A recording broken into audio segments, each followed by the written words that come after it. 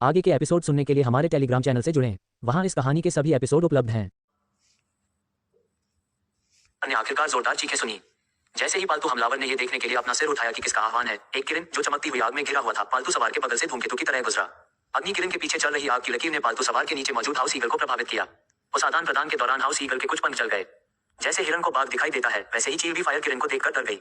चील ने अपना संतुलन खो दिया और हैरान होकर एक तरफ गिर गई। अचानक झटके की वजह से पालतू सवार महिला चील के एक तरफ फिसल गई और जोर से झटका मारते हुए उसके पंख को पकड़ लिया। अरे! पालतू पशु की सवारी करने वाली महिला ने दांत पीसते हुए गुस्से से चिल्लाया। माफ करना आंटी। दूर आसमान से एक ऊंची पीछे हटती हुई आवाज गूंजी, जबकि कैंट लगातार गिरते हुए माफी मांग रहा था। चील के एक और लटका हुआ पालतू सवार खुले मुंह से कैंट के गिरते दृश्य को देख रहा था। क्या ये वही युवक नहीं है जिसे मैंने कुछ समय पहले छोड़ा था? पालतू जानवरों की सवारी करने वाली महिला ने एक नजर में ही कैंट को पहचान लिया। हे भगवान, आग वाली किरण असली है। मुझे लगा कि वह धोखा दे रहा है, महिला ने आश्चर्यचकित स्वर में कहा और घर के चील को पकड़ने की कोशिश की, जो अपने पंख फड़फड़ा रहा था ताकि वह घटनास्थल से भाग जाए। कैंट का धैर्य जवाब दे गया, क्योंकि फायर किरण हवा में उछलकर और जमीन के पास गोता लगाकर उसके साथ खेल रहा था। गुस्से से भरी नजर से वह आगे झुका और फायर किरण के सिर की ओर अपना हाथ बढ़ाया। बजाना बंद करो, अगर तुमने ऐसा करना जारी रखा तो मैं तुम्हारे कान काट दूंगा। कैंट ने गंभीर स्वर में चेतावनी दी, लेकिन आग की तरह दिखने वाले किरण ने उसकी धमकी पर मुस्कुराया और पूरी ताकत से जमीन की ओर दौड़ा। किरण ने कैंट को हिलाने के लिए अपने शरीर को टेढ़े मेढ़े तरीके से हिलाया। कैंट उसके व्यवहार से परेशान होकर एक हाथ से उसके छोटे सींगों को पकड़ लिया और उसके सिर के पीछे थप्पड़ मारने लगा। अहर्र! किरण दहाड़ कर बोला और पीठ नीचे की ओर करके जमीन पर गिर पड़ा। नहीं नहीं नहीं, कैंट ने बेचैनी से चिल्लाया, क्योंकि वे जमीन से कुछ फीट दूर थे। लेकिन किरण ने उसकी चीख को नजरअंदाज किया और सरपट आगे बढ़ गया। कैंट ने अपनी कमर के चारों ओर बंधी जादुई रस्सी को खोलने की कोशिश की, लेकिन उसके पास इसके लिए समय नहीं था। बूम! फायर किरण के छोटे से तालाब में गिरते ही हवा में एक बड़ी लहर उठी।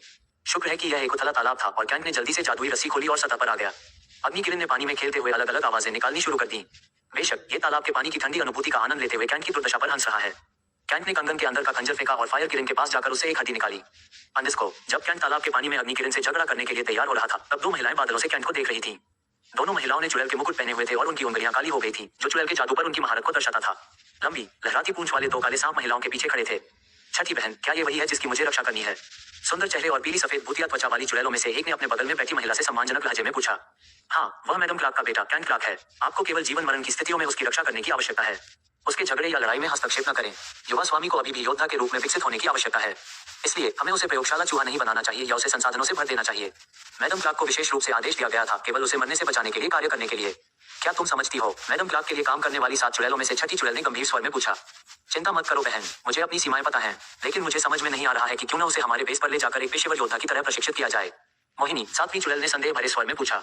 छठी चुड़ैल ने तुरंत गंभीर स्वर में उत्तर दिया। मोहिनी, क्या तुम भूल गई हो कि युवा मास्टर कैंट किस वंश का है? अगर एरीज परिवार को कैंट मिल गया, जो एरीज परिवार के शाही वंश का है, तो वे युवा मास्टर कैंट को मारने के लिए कुछ भी करेंगे। हमारे संगठन में कई आंतरिक जासूस हैं, इसलिए हम उसे अपने संगठन या किसी औपचारिक संघ में नहीं ले जा सकते जो योद्धाओं को प्रशिक्षित करता है। सार्वजनिक दुनिया में बड़ा होना उसके लिए सबसे अच्छी बात है, इसीलिए मैडम क्लार्क भी उससे नहीं मिली, जबकि उन्हें उसका ठिकाना मालूम था। छठी चुड़ैल ने कैंट को घूरते हुए समझाया, जो तालाब के पानी में अधीर चेहरे के साथ फायर किरण पर चिल्ला रहा था। लेकिन बहन, हम कितने दिन तक उसे ऐसे ही बचाते रहेंगे? हम हमेशा सच नहीं छिपा सकते, मोहिनी ने चिंतित स्वर में पूछा। छठी चुड़ैल ने हस्ताक्षर करते हुए उत्तर दिया, तुम्हें उसके रक्षक के रूप में यहाँ रखने का यही उद्देश्य है। जब भी वह विकास का अनुभव करे और आत्मा का स्थान खोले, उसे तुरंत हमारे द्वीप पर वापस ले आओ। विकास उसके लिए एक महत्वपूर्ण चरण है, क्योंकि विकास पूरा करने के बाद उसे सूर्य और चंद्रमा ग्रहण तीर खींचने की क्षमता प्राप्त होगी। केवल मेष परिवार के सदस्य जो इस नीले ग्रह पर शासन कर रहे थे, वे ही उस तीर को खींच सकते थे। ये वह महत्वपूर्ण कार्य है जो मैडम क्लार्क ने तुम्हें विशेष रूप से दिया है। छठी चुड़ैल ने उसे एक चमकता हुआ जादुई मनका देते हुए धैर्यपूर्वक समझाया। छठी चुड़ैल ने बोलना जारी रखा, ये टेलीपोर्टेशन बीट है। अगर आप इसे कुचल देते हैं, तो एक पोर्टल आपको वापस द्वीप पर ले जाएगा। अगर आप यंग मास्टर कैंट की रक्षा नहीं कर सकते, तो इसका इस्तेमाल करके उसके साथ भाग जाएं। छठी चुड़ैल ने जाने के लिए तैयार होते हुए कहा।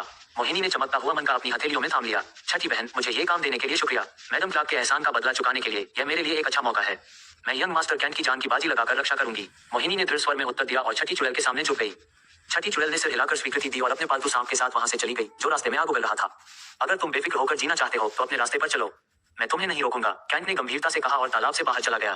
पिछले आधे घंटे से वह फायर किरण से संवाद करने की कोशिश कर रहा है, लेकिन फायर किरण पानी में खेलता रहा और कैंट को पूरी तरह से नजरअंदाज करता रहा। कैंट ने सभी तरीके आजमाए जो उसे सूझ रहे थे। फायर किरण ने उसके चेहरे पर पानी छिड़का और मजाक में अपनी दुम हिलाई।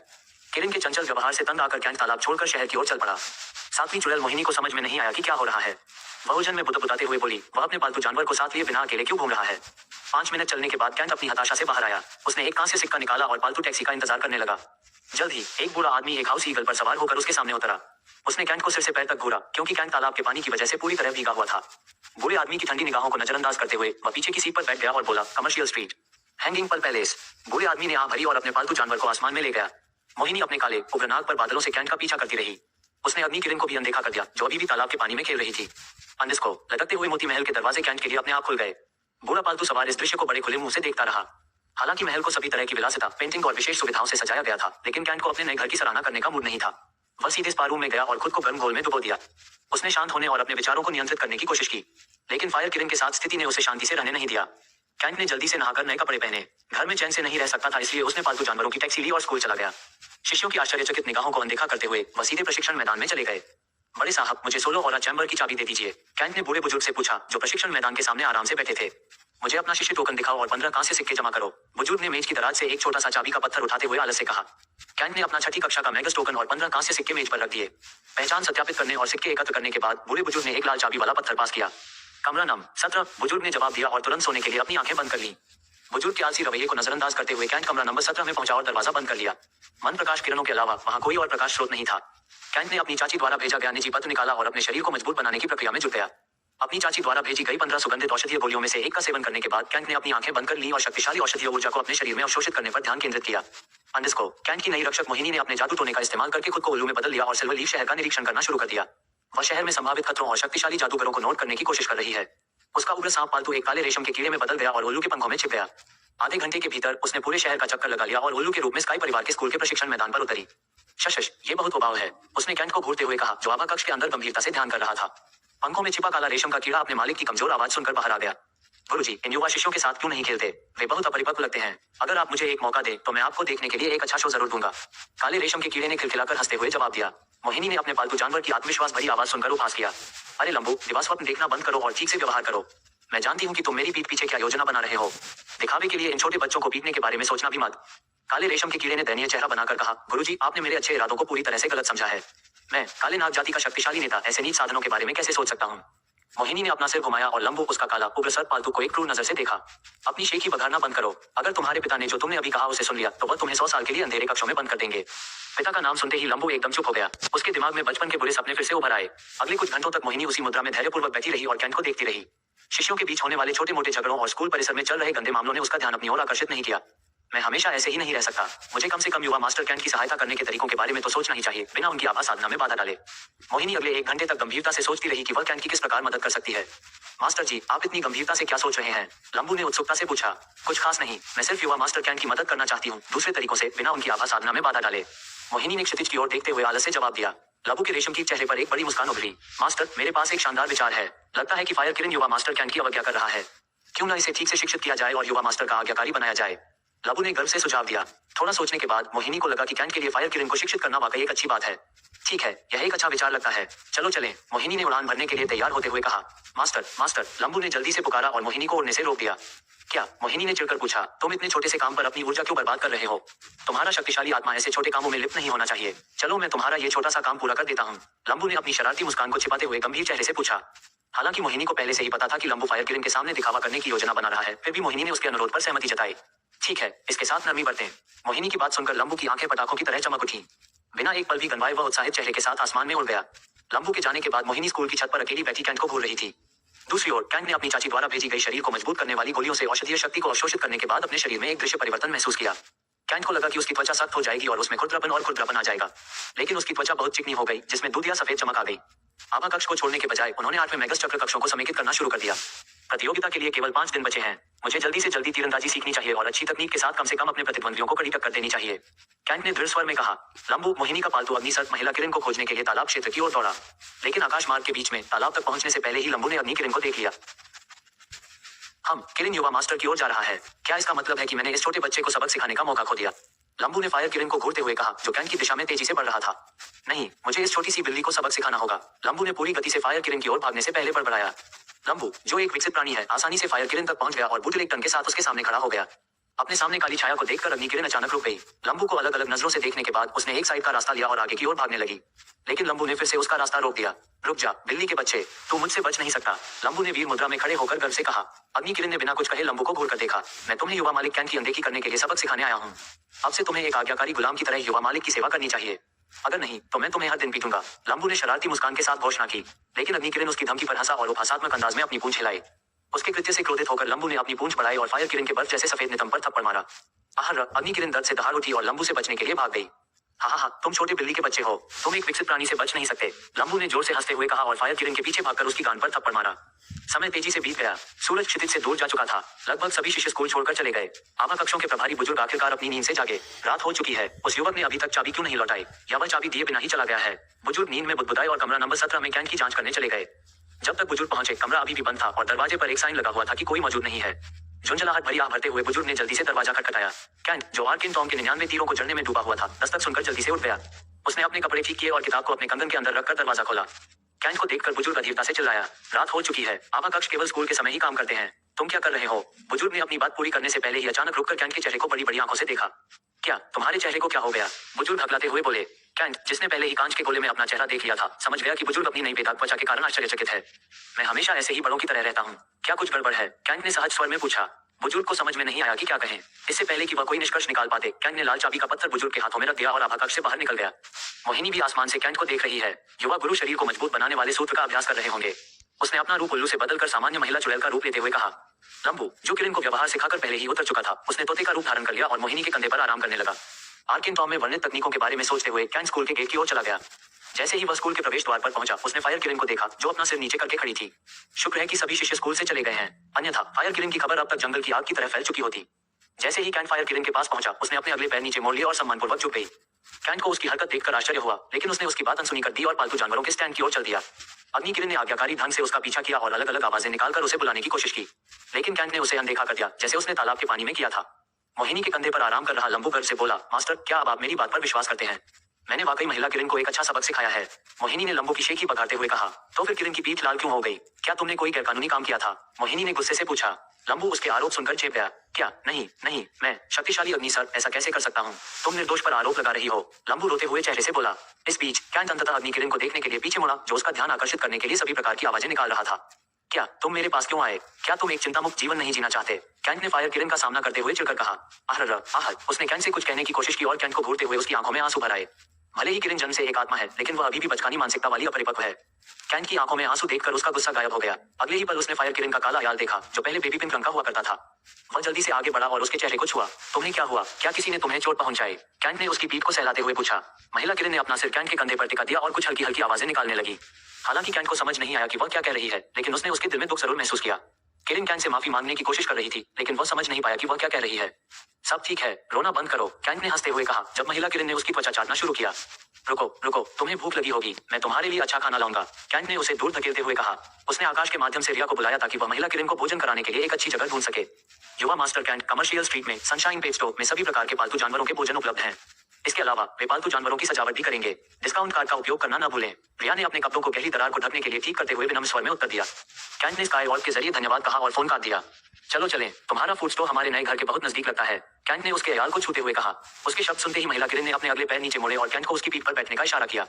ये सोचते हुए कि किरण के घमंडी व्यवहार का क्या हुआ, कैंट उसकी पीठ पर बैठ गया और किरण को व्यावसायिक सड़क की ओर ले गया। इस बार महिला किरण ने एक आज्ञाकारी घरेलू पालतू जानवर की तरह उसकी हर बात का पालन किया। सिल्वर लीफ सिटी की कमर्शियल स्ट्रीट जीवंत ऊर्जा और चमकते रंगों से भरी हुई है। ये सड़क आगंतुकों के सामने फैली हुई है, जिसमें दुकानों, स्टॉल और सड़क किनारे विक्रेताओं का एक अनूठा मिश्रण है। जैसे ही आग की लपटें किरण ने शानदार तरीके से जमीन पर उतरी, उसके चारों ओर लगी आग बुझ गई, जिससे आसपास खड़े लोगों में विस्मय और आश्चर्य की भावना पैदा हो गई। पास से गुजर रहे किशोर और बच्चे अपनी जगह पर रुक गए। उनकी आंखें विस्मय से चौड़ी हो गई, क्योंकि उन्होंने अपने सामने मौजूद शानदार जीव को कैद करने के लिए अपने आकाशीय गोले निकाले। कैंट बिना किसी ध्यान से विचलित हुए कमर्शियल स्ट्रीट के क्षितिज पर छाए एक ऊंची इमारत की ओर बढ़ गया। ग्राउंड फ्लोर पर स्टेडियम के आकार की खुली दुकान जैसी यह संरचना हवा में मंडरा रही थी। Sunshine store. कैंट ने प्रवेश द्वार के पास पहुंचते ही स्टोर के नाम को घूर कर देखा। प्रत्येक अक्षर की सुलेख कला किसी पालतू जानवर की तरह थी और चमकती हुई नियॉन रोशनी में चमक रही थी। स्टोर के अंदर हलचल भरा माहौल रहता है, क्योंकि लोग और उनके पालतू जानवर भूतल पर लगी सैकड़ों दुकानों में खरीदारी करते हैं। कैंट ने अलग अलग तरह के पालतू जानवरों और खाने पीने की दुकानों को घूरते हुए पालतू जानवरों की दुकान में प्रवेश किया। उसके साथ ही महिला किरण अपने पसंदीदा खाने की तलाश में हवा को सूंघते हुए उसके पीछे पीछे चली गई। स्टोर के प्रवेश द्वार पर एक बड़ा स्टॉल नियमित ग्राहकों की जरूरतों को पूरा कर रहा है। इसमें आम पालतू जानवर जैसे कि घरेलू चील, गौरैया और कबूतरों को भोजन दिया जाता है। हालांकि कैंट का ध्यान वीआईपी स्टॉल पर गया, जहां हर स्टॉल में खाने पीने की दुर्लभ और अनोखी चीजों का संग्रह है, जिन्हें आकर्षक सजावट के साथ पीछे की ओर रखा गया है। कैंट को इस बारे में ज्यादा जानकारी नहीं है कि फायर किरण क्या खाती है, इसलिए वह एक स्टॉल से दूसरे स्टॉल पर जाकर किरण से पूछता रहता है कि उसे वह खाना पसंद आया या नहीं। सूर्यास्त, जड़ी बूटियां, ज्वालामुखी घास, शैवाल अंकुर, मौलिक पंख, जेली क्रिस्टल। कैंट ने अग्नि किरण को सभी प्रकार के भोजन दिखाए, लेकिन किरण ने अपना सिर दूसरी ओर घुमाकर सब कुछ अस्वीकार कर दिया। कैंट ने निराश होकर एक आह भरी और दूसरे फूड स्टॉल की तरफ बढ़ गया, लेकिन 108 में से 84 स्टॉल चेक करने के बाद भी कैंट को फायर किरण में कुछ भी पसंद नहीं आया। स्टोर के अंदर मौजूद सेल्स गर्ल्स ने कैंट को सभी प्रकार के खाद्य पदार्थ दिखाकर उसके साथ अधिक समय बिताने की कोशिश की। कैंट जहां से भी गुजरता, लोग उसके नए पालतू जानवर को देखने के लिए इकट्ठा होने लगते। कुछ लोग तो उसे छूने की हिम्मत भी करते, लेकिन महिला किरण दर्शकों को रोकने के लिए कभी कभी आग उगलती थी। कैंट को दर्शकों से निपटने में सिरदर्द महसूस हुआ और सेल्सिगर्ल्स ने भी उसकी पृष्ठभूमि और पहचान के बारे में परेशान करने वाले सवाल पूछने शुरू कर दिए। अपनी हताशा को नियंत्रित करते हुए कैंट ने भोजन की तलाश जारी रखी।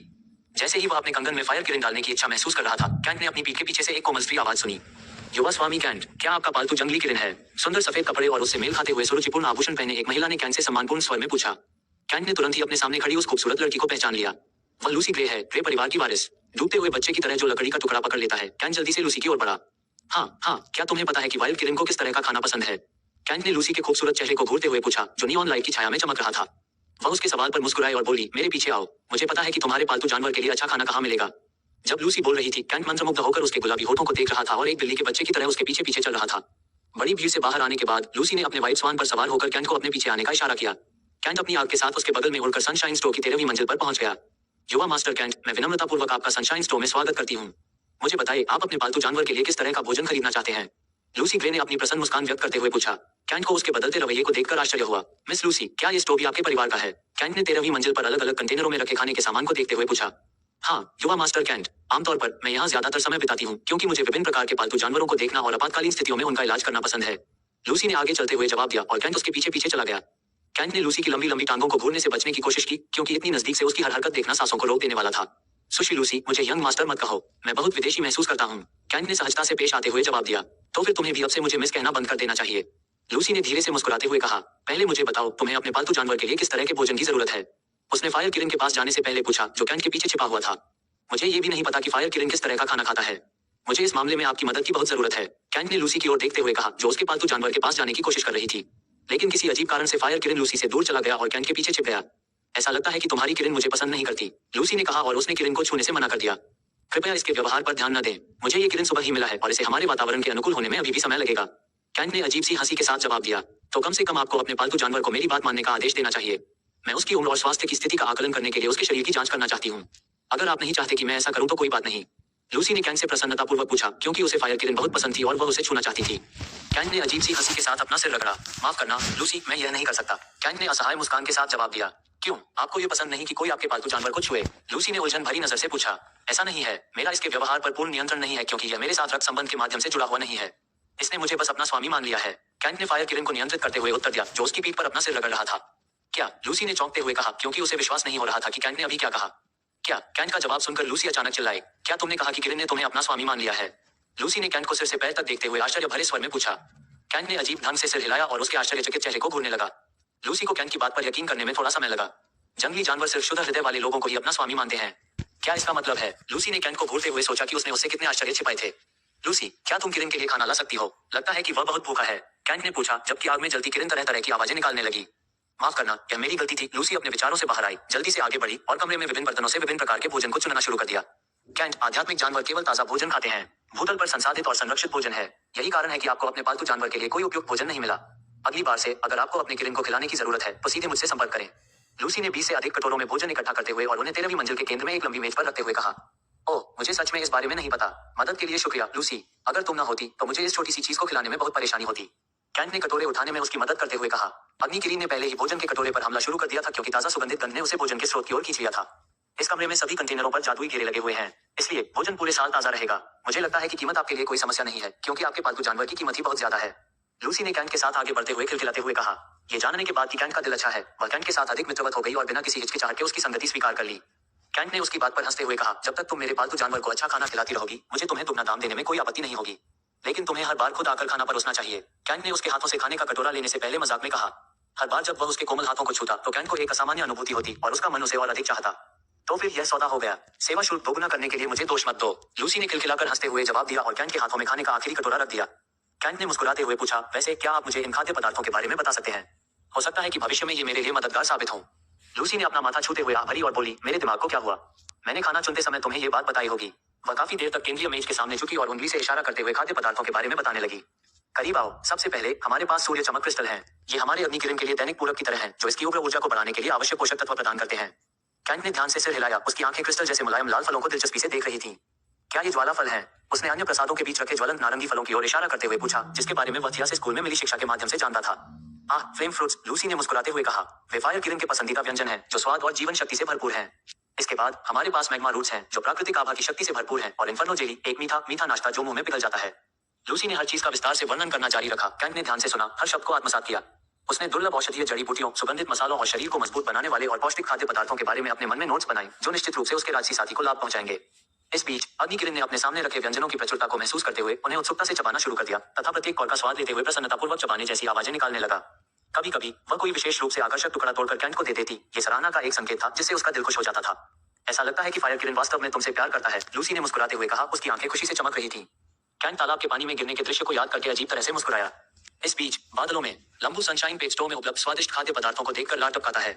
मास्टर, आपको युवा मास्टर कैंट से कुछ चीजें सीखनी चाहिए। उसे देखो, वह एक अविकसित जानवर के लिए सभी प्रकार के स्वादिष्ट भोजन प्रदान कर रहा है।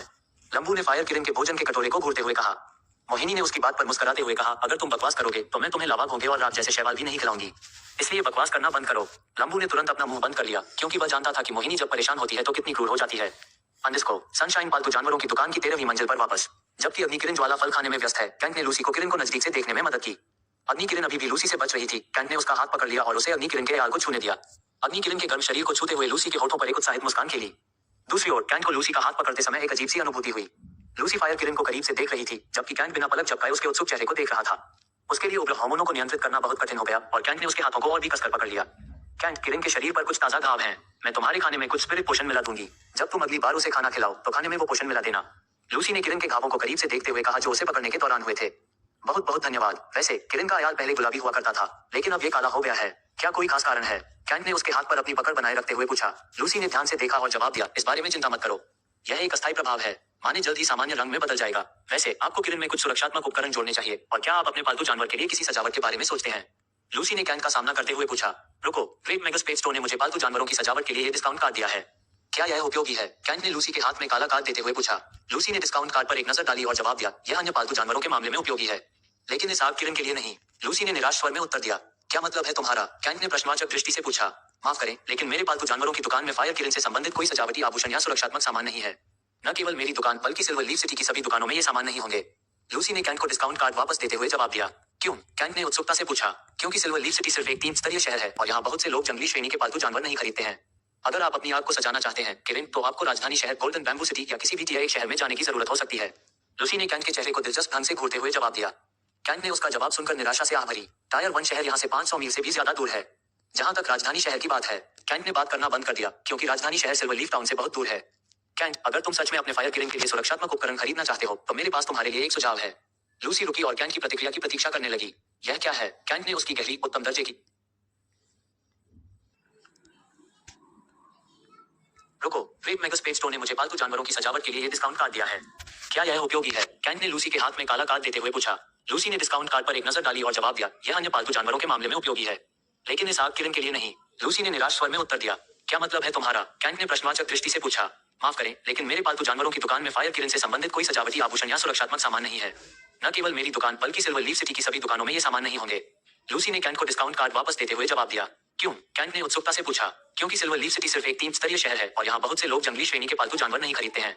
अगर आप अपनी आग को सजाना चाहते हैं किरण, तो आपको राजधानी शहर गोल्डन बैम्बू सिटी या किसी भी टियर एक शहर में जाने की जरूरत हो सकती है। लूसी ने कैंट के चेहरे को दिलचस्प ढंग से घूरते हुए जवाब दिया। कैंट ने उसका जवाब सुनकर निराशा से आह भरी। टायर 1 शहर यहाँ से 500 मील से भी ज्यादा दूर है। जहां तक राजधानी शहर की बात है, कैंट ने बात करना बंद कर दिया क्योंकि राजधानी शहर सिल्वर लीफ टाउन से बहुत दूर है। कैंट, अगर तुम सच में अपने फायर किरण के लिए सुरक्षात्मक उपकरण खरीदना चाहते हो तो मेरे पास तुम्हारे लिए एक सुझाव है। लूसी रुकी और कैंट की प्रतिक्रिया की प्रतीक्षा करने लगी। यह क्या है? कैंट ने उसकी गहरी उत्तम दर्जे की भूरी आंखों में घूरते हुए पूछा। स्वर्गीय जानवरों का जमावड़ा, लूसी ने उत्साहित भाव से कहा। कैंट ने उसे प्रश्नवाचक दृष्टि से देखा क्योंकि वह स्वर्गीय पशु सभा के बारे में कुछ भी नहीं जानता था। गोल्डन बैम्बू सिटी राजधानी शहर का चैन परिवार प्रतिवर्ष एक पशु सम्मेलन आयोजित करता है।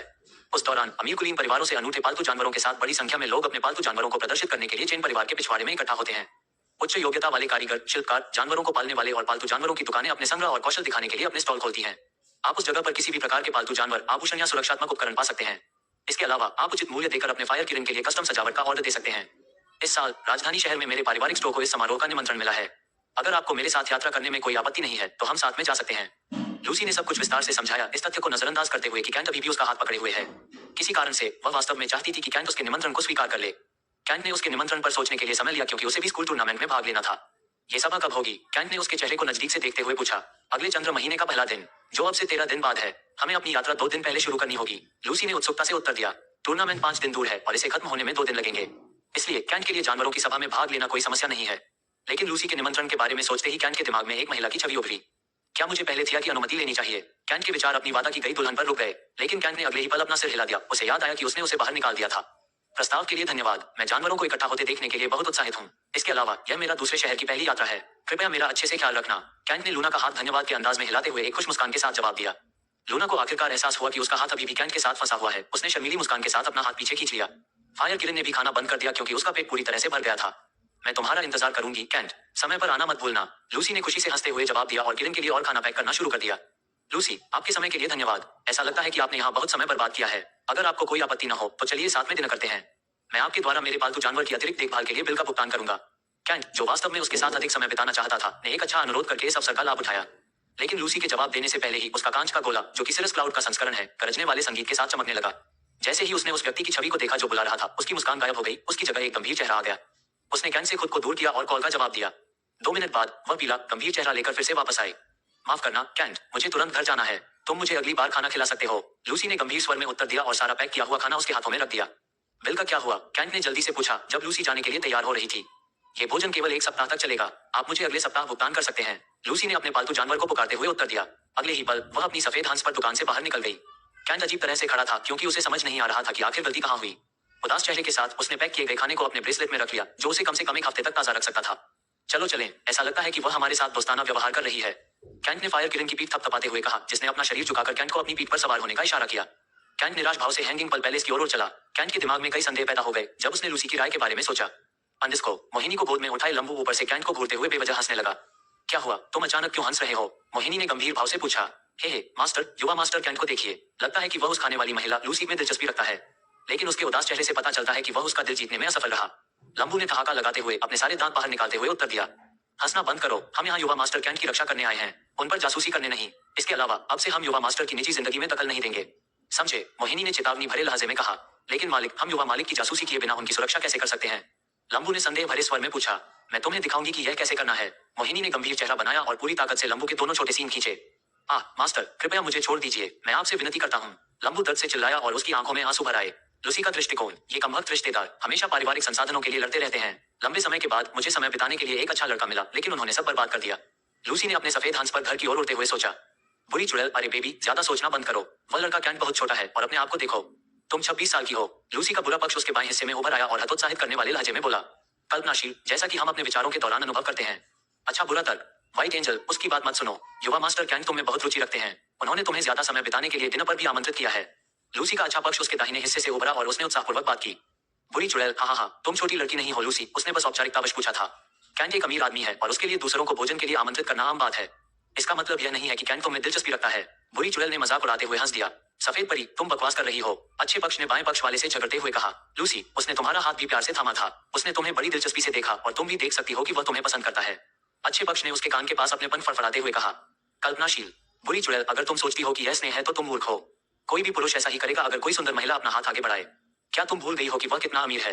निश्चित रूप से कैंट के बिस्तर पर दसियों गर्लफ्रेंड्स होंगी। तुम उसके लिए बस एक गुजरता हुआ बादल हो। बुरी तरफ ने अपने बाएं कान पर लटकते हुए जोर से मुस्कुराते हुए जवाब दिया। व्हाइट एंजल, नहीं, उस पर विश्वास मत करो। कैंट के पास एक शुद्ध दाव दिल है। वह एक शुद्ध दिल वाला अच्छा इंसान है। वह उस तरह का व्यक्ति नहीं है। उसने स्वर्गीय जानवरों की सभा में आपके निमंत्रण को भी स्वीकार कर लिया। अच्छे पक्ष ने स्वप्निल आंखों से उत्तर दिया। बुरी चुड़ैल, उसने सिर्फ अपने पालतू जानवर के लिए ऐसा किया। साथ ही 2 दिन की यात्रा के दौरान कुछ भी हो सकता है। उसके झांसे में आकर अपना शरीर मत पेश करो लूसी। मैं जानती हूँ कि तुम 26 साल की हो और तुम्हारा शरीर प्यार करने वाले पुरुषों के लिए तरसता है, लेकिन कैंट के प्रति मोह के कारण अपना पहला अनुभव मत देना। लूसी का बुरा पक्ष और भी जोर से हंसने लगा। उसके दिमाग में जंगली दृश्य गूंजने लगे। रुको, लूसी ने सिर हिलाते हुए चिल्लाया। मैं कैंट मामले के बारे में बाद में सोच सकती हूँ, लेकिन पहले मुझे अपने रिश्तेदारों से निपटना है। लूसी ने गुस्से से कहा और वे परिवार की हवेली के अंदर भाग गई। अंदिस्को, लटकते मोती महल के अंदर कैंट सेंट्रल हॉल में बैठा हुआ अपने पुराने फटे हुए कांच के गोले को भूल रहा था। स्कूल ने उसे कल प्रतिद्वंद्वी शेड्यूलिंग इवेंट के बारे में एक अनुस्मारक संदेश भेजा और कहा कि टूर्नामेंट में सभी प्रतियोगियों को उपस्थित होना चाहिए, अन्यथा वे अनुपस्थित खिलाड़ी को टूर्नामेंट से अयोग्य घोषित कर देंगे। फायर किरण को ग्राउंड फ्लोर पर जानवरों की पार्किंग वाली जगह पर रखने की बजाय कैंट ने उसे अपने साथ घर के अंदर ही रहने दिया। उसने कांच का गोला कंगन के अंदर फेंका और आकाश मोती उठा लिया।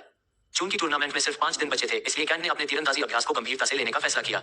उसने अपनी चाची द्वारा भेजे गए तीरंदाजों के युद्ध के वीडियो खोले और उनका बारीकी से अध्ययन करना शुरू कर दिया। किरण ने अपना सिर उसकी जांघ पर रखा और बिना कोई आवाज किए शांति से सो गया। समय धीरे धीरे बीतता गया और कैंट की नजर घंटों तक चमकते आकाश पर टिकी रही। बाहर पहले से ही घना अंधेरा था और कैंट समय देखना भूल गया। मैं ऐसे नहीं चल सकता, चलो इन वीडियो को देखते हुए अभ्यास करते हैं, कैंट ने धीरे से कहा और फायर किरण को परेशान किए बिना सोफे से उठ गया। वह प्रशिक्षण के लिए विशेष रूप से बनाए गए युद्ध कक्ष में गया और पेगासस ब्रेसलेट से विक्टर धनुष निकाला। उसने आकाशीय गोला एक तरफ रख दिया और धनुष का अभ्यास करना शुरू कर दिया, जैसा कि वीडियो में दिखाया गया था। अंडरस्को गहरी सांस लेते हुए कैंट ने विक्टर धनुष को पकड़ा और युद्ध की मुद्रा में आ गया, जैसा कि वीडियो में दिखाया गया था। उसकी उंगलियां चिकनी पकड़ के चारों ओर मुड़ी हुई थीं और वह स्क्रीन पर तीरंदाजों की हरकतों की नकल कर रहा था। वह अपने हाथों में धनुष का वजन महसूस कर सकता था और यह उसके लिए पहली बार की तुलना में बहुत कम तनावपूर्ण था।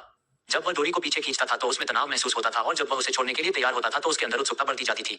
कैंट को तीर चलाने के लिए भौतिक तीरों की जरूरत नहीं थी। इसके बजाय उसने अपनी आंतरिक ऊर्जा का इस्तेमाल किया। जब उसने अपने धनुष की डोरी को पीछे खींचा तो उसकी आभा एक चमकते हुए प्रकाश के तीर में बदल गई। विक्टर का धनुष सुनहरे रंग में चमक उठा, जो उसकी आभा के साथ प्रतिध्वनित हो रहा था। यह एक ऐसी अनुभूति थी जो उसने पहले कभी अनुभव नहीं की थी। उसकी आभा और धनुष की डोरी पर बने तीर के बीच एक संबंध बन गया था। उसने जितनी आभा डाली, तीर की चमक अलग अलग थी। कैंट ने ध्यान केंद्रित करके अपने लक्ष्य को देखा, एक छोटा सा अस्थायी बुलसाई जो उसके कमरे की दूर की दीवार पर लगा हुआ था। उसने अपनी सांस को स्थिर करने के लिए एक क्षण लिया। उसकी एकाग्रता अधिक थी और वह सटीकता से निशाना साध रहा था। और फिर तेजी से छोड़ते हुए कैंट ने अपना तीर छोड़ा। प्रकाश की अलौकिक किरणें आश्चर्यजनक गति और सटीकता के साथ पूरे कमरे में फैल गईं। ये लक्ष्य के केंद्र से एक संतोषजनक धमाके के साथ गुजरते हुए सही जगह पर लगी। क्या बात है! कैंट का मुंह आश्चर्य से खुला रह गया। मैंने इतना अच्छा निशाना कब लगाया? चलते चलते पत्थर फेंकने के अलावा मैंने कभी निशाना लगाने का अभ्यास नहीं किया। क्या ये धनुष की वजह से है? कैंट ने तीर के निशान को घूरते हुए बुदबुदाया। कैंट के चेहरे पर विजयी मुस्कान फैल गई जब उसने उस छोटे से लाल बिंदु को देखा जहां उसका तीर निशाने पर लगा था। उसके अंदर उत्साह की भावना दौड़ गई। ऐसा लगता है कि आभा फीकी पड़ने के बाद तीर गायब हो जाएगा, कैंट ने सोचा, क्योंकि वह दूसरी बार निशाना साध रहा था। आर्किन टॉम में वर्णित मंत्र बाणों का अभ्यास करने के बजाय कैंट ने धनुष को संभालने और बाण खींचने की तकनीक में निपुणता प्राप्त करने में अधिक समय बिताने का निर्णय लिया। रात धीरे धीरे बीतती गई और कैंट ने खुद को धनुष प्रशिक्षण में डुबो लिया। उसने अपने रुख, सांस लेने और एकाग्रता तकनीक को बेहतर बनाया और युद्ध के दौरान स्थिति को संभालने में बहुत समय बिताया। युद्ध वीडियो के अंत में एक बूढ़े व्यक्ति ने युद्ध शैली पर एक लंबा व्याख्यान दिया, जिसे एक तीरंदाज को एक महान धनुर्धर बनने के लिए विकसित करना चाहिए। धनुष को पकड़ने से लेकर आभा को नियंत्रित करने, लक्ष्य पर ध्यान केंद्रित करने, छोड़ने की तकनीक, धनुष का वजन सहन करने आदि तक। कैंट को उस बूढ़े आदमी से कई जानकारियां मिली, लेकिन उड़ान के दौरान तीर की दिशा बदलने के बारे में 1 घंटे तक प्रशिक्षण लेने के बाद भी कैंट इसके पीछे की तकनीक को नहीं समझ पाया।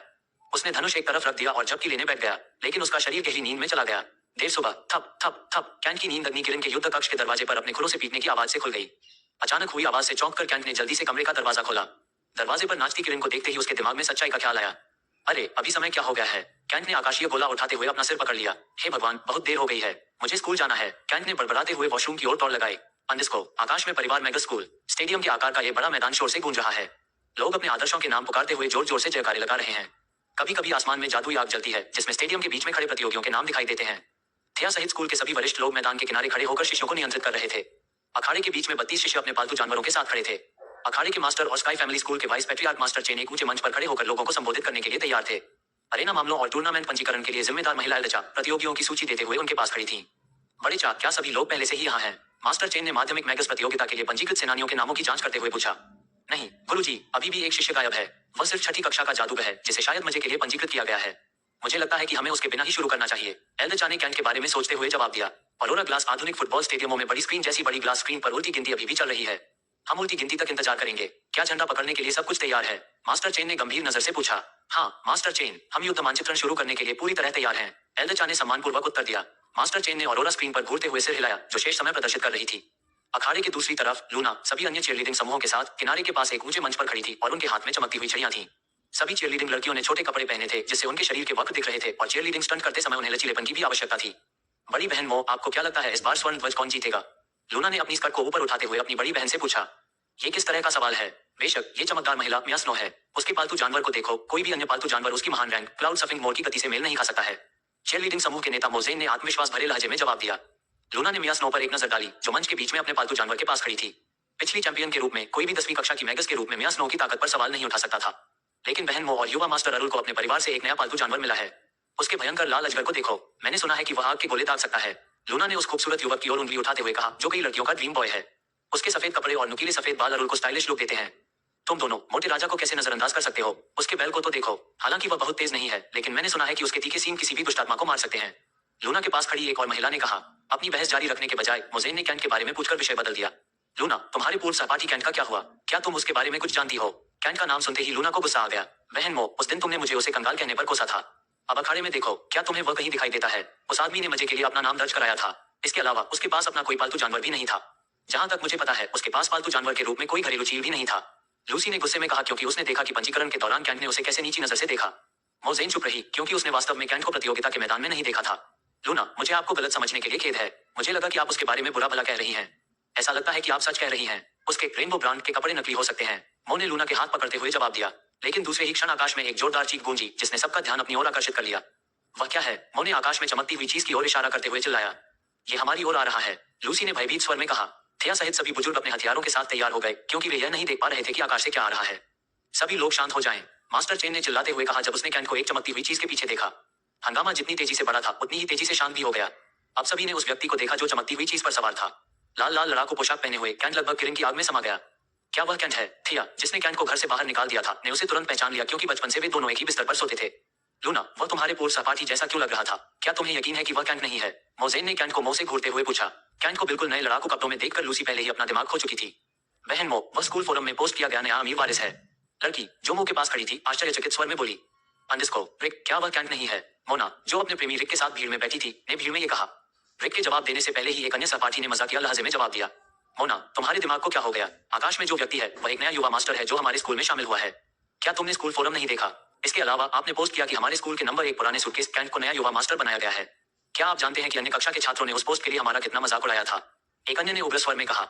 जैसे ही कैंट और उसका फायर किरण एरेना के बीच में उतरे, भीड़ में सन्नाटा छा गया। आग की ऊर्जा से जगमगाता ये शानदार प्राणी शक्ति और भव्यता की ऐसी आभा बिखेर रहा था कि दर्शक अचंभित रह गए। अखाड़े के चारों ओर एकत्रित शिष्यों के मुंह से अविश्वास की आहें निकल रही थी। उनके सामने जो दृश्य था उसे देखकर उनकी आंखें आश्चर्य से फैल गई थी। अन्य प्रतियोगियों में से कुछ के पालतू जानवर कैंट की आग की लपटों वाली किरण की भारी मौजूदगी को महसूस करते हुए डर गए और रोने लगे। कुछ ने तो अखाड़े से भागने की भी कोशिश की। उनकी सहज प्रवृत्ति उन्हें आसन्न खतरे से बचने के लिए प्रेरित कर रही थी। विशेषकर युवा मास्टर अरुण का लाल अजगर, जो डर से कांपता हुआ अरुण के पीछे छिप गया।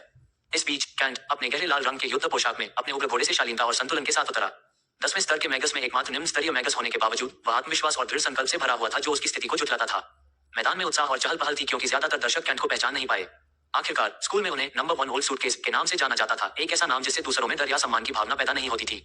जैसे ही भीड़ में इस रहस्यमयी नवागंतुक के बारे में कानाफूसी फैली, कुछ लोगों ने इस धारणा को भी खारिज कर दिया कि वह कुख्यात कैंट हो सकता है। कैंट, जो भीड़ में चल रहे नाटक के बारे में नहीं जानता था, अपने फायर किरण पर सवार होकर अखाड़े के केंद्र में पहुंच गया। जैसे ही वह उतरा, अग्नि किरण से आग बुझ गई और उसका असली रूप सामने आ गया। वह सीधे मास्टर चेन के सामने उतरा। मास्टर, क्या मैं प्रतियोगिता के लिए देर से आ रहा हूँ? कैंट ने किरण की आग से नीचे उतरते हुए पूछा। कैंट की लंबी टोपी हवा में लहरा रही है, जो उसकी विद्वान उपस्थिति को प्रदर्शित कर रही है। शायद शरीर को मजबूत बनाने वाली गोली की वजह से उसके बाल लंबे हो गए हैं, जो उसके कानों को पार कर रहे हैं। भीड़ में बैठे फैटी बेन ने कैंट को देखकर राहत की सांस ली। उसकी सारी उम्मीदें कैंट पर टिकी थी कि वह इस प्रतियोगिता में बहुत कुछ जीतेगा। Fatty Ben sky family school का छात्र नहीं है। वह मुकाबला मानचित्रण देखने आया था, ताकि देख सके कि पहले दौर के टूर्नामेंट में कौन लड़ेगा, जो 5 दिनों के बाद शुरू होने वाला है। अंडरस्को, मास्टर चेन ने कैंट को जांचती हुई निगाह से देखा, क्योंकि उन्हें समझ में नहीं आ रहा था कि क्या जवाब दे। एल्डचा, जो मास्टर चेन के पास खड़े थे, उनके करीब झुके और बोले, मास्टर चेन, वह आखिरी शिष्य है जो अब तक अनुपस्थित रहा है। मास्टर चेन को तुरंत समझ आ गया कि क्या हो रहा है। उन्होंने सिर हिलाकर जवाब दिया, तुम समय पर आए हो। जाओ और दूसरे लड़ाकों के साथ खड़े हो जाओ। बड़े की अनुमति प्राप्त करने के बाद कैंट वापस मैदान के केंद्र में चला गया, जहां अन्य 32 लड़ाके अपने पालतू जानवरों के साथ एक ही पंक्ति में खड़े थे।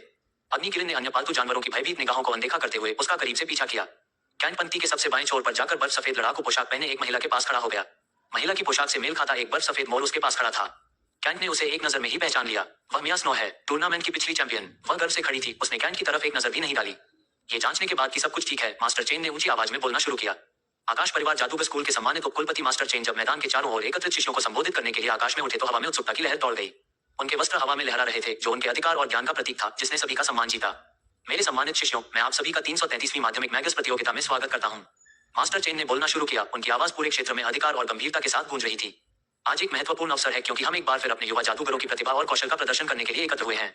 आज हमारे पास मुकाबला करने के लिए एक छोटी सी प्रतियोगिता होगी, और असली मुकाबला 5 दिनों के बाद शुरू होगा। यह आप में से प्रत्येक के लिए समर्पण और दृढ़ संकल्प को प्रदर्शित करने का अवसर है, जो हमारे प्रतिष्ठित स्कूल को परिभाषित करता है। लेकिन मैच ड्रॉ प्रक्रिया शुरू करने से पहले मुझे एक विशेष घोषणा करनी है। उन्होंने कुछ देर रुककर अपने शब्द कहे, जबकि भीड़ उत्साह में बड़बड़ा रही थी। पूरा अखाड़ा शांत हो गया, मास्टर चेन की विशेष घोषणा की प्रतीक्षा में। वास्तव में हमारे स्कूल द्वारा दिए जाने वाले नियमित पुरस्कारों के अतिरिक्त मुझे इस टूर्नामेंट के विजेता के लिए एक विशेष अवसर की घोषणा करते हुए खुशी हो रही है, मास्टर चेन ने अधिकारपूर्ण स्वर में बोलते हुए कहा। गोल्डन बैम्बू सिटी के ऑटम विंड सेक्ट के एक बुजुर्ग इस प्रतियोगिता को देखने के लिए यहाँ आएंगे। और केवल इतना ही नहीं, बल्कि बुजुर्ग ने प्रतियोगिता के विजेता को ऑटम विंड सेक्ट में शामिल करने के लिए व्यक्तिगत रूप से भर्ती करने का वचन दिया है।